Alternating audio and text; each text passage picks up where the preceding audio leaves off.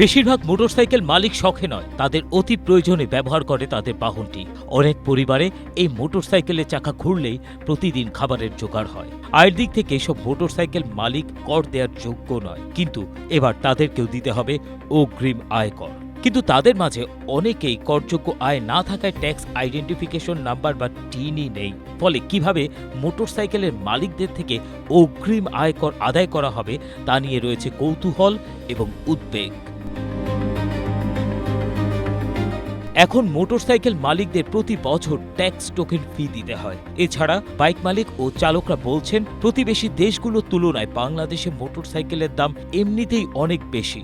এছাড়া এখন ride sharing বা পণ্য ডেলিভারি দিয়ে অনেকে জীবিকা নির্বাহ করেন। এই অবস্থায় প্রস্তাবিত অতিরিক্ত কর সাধারণ মানুষের জীবন জীবিকাকে সংকটে ফেলবে। মোটরসাইকেলের মালিকরা এনবিআর চেয়ারম্যানের উদ্দেশ্যে দেয়া এক স্মারকলিপিতে বলেছেন, অগ্রিম আয়করের প্রস্তাব দেশের লাখ লাখ মোটরসাইকেল ব্যবহারকারীদের মধ্যে উদ্বেগ তৈরি করেছে।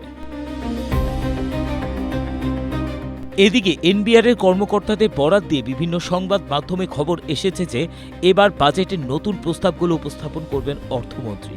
জুন মাসে তিনি জাতীয় সংসদে এ বাজেট উপস্থাপন করবেন। পরিকল্পনা অনুযায়ী ১১০ সিসি পর্যন্ত মোটরসাইকেল নতুন এ অগ্রিম আয়করের আওতাভুক্ত থাকার সম্ভাবনাই বেশি।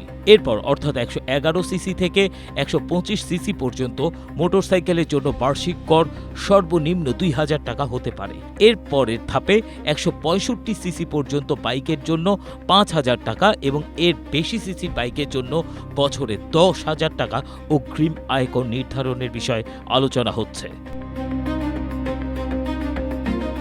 বাংলাদেশ সড়ক পরিবহন কর্তৃপক্ষ বা বিআরটি এর সর্বশেষ তথ্য অনুযায়ী বর্তমানে দেশে প্রায় ৪৯ লাখের মতো নিবন্ধিত মোটরসাইকেল রয়েছে। সম্প্রতি এনবিআর এর কর্মকর্তারা অর্থমন্ত্রী আমির খসরু মাহমুদ চৌধুরীর সঙ্গে এক বৈঠকে মোটরসাইকেল ও অটো রিকশাকে অগ্রিম আয়করের আওতায় আনা এবং অধিক ইঞ্জিন ক্ষমতা সম্পন্ন গাড়ির উপর বিদ্যমান অগ্রিম আয়কর বাড়ানোর প্রস্তাব দিয়েছেন।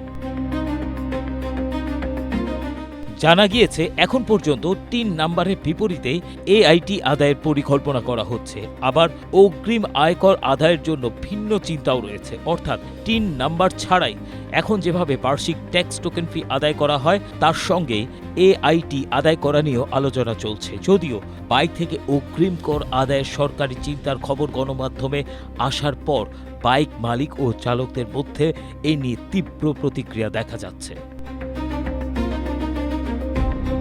ABM Asaduzzaman, Asia post.